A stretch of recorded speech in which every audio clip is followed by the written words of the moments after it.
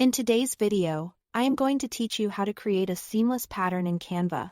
A seamless pattern is a design that repeats without any visible edges or breaks, so when you tile it side by side, it looks like one continuous artwork.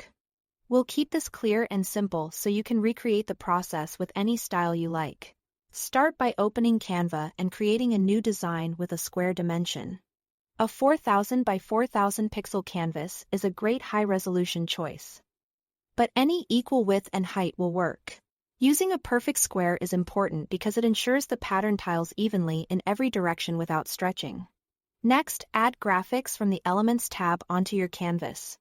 In the beginning, keep every element away from the edges. This gives you room to arrange a balanced composition in the middle before you start creating the seamless joins.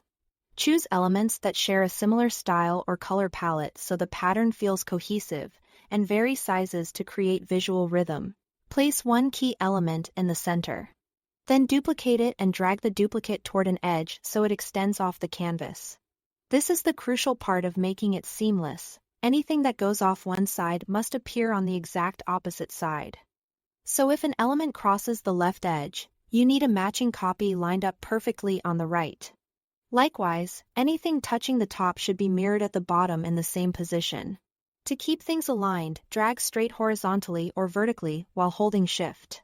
Watch for Canva's pink guides that help you snap into place, and use the arrow keys for tiny adjustments.